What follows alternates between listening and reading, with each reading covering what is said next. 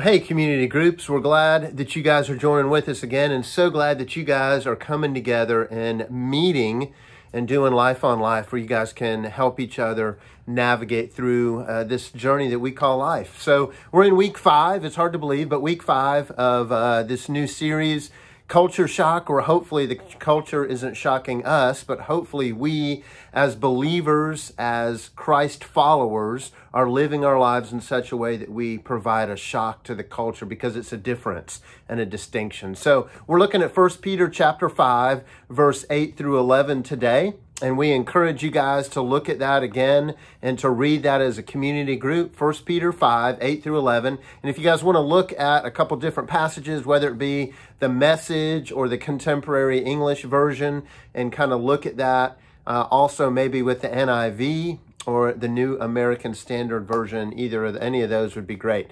But we're talking about two things in specifics that we want you guys to discuss as a group. You're going to see the discussion questions related to number 1, standing in grace and what that means. And so standing in grace, as you guys discuss, it means standing firmly in Christ and understanding that He's with us, and no matter what comes our way, we're going to stand together in Christ.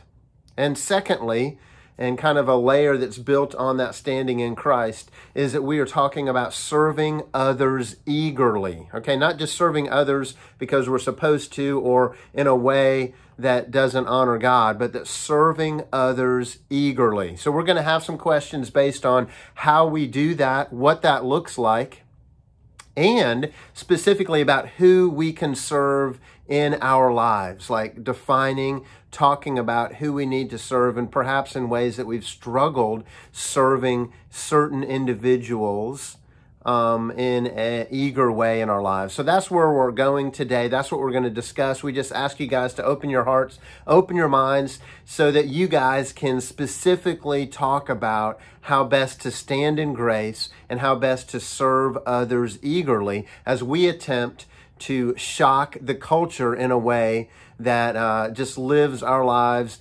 differently than everybody else in the culture that we see. So thanks again for joining together. Thanks for the leaders, the community group leaders that are leading this. So we just want you guys to enjoy your time together, to be open, to talk, and just to share, and hopefully to do some things differently in the way that we live.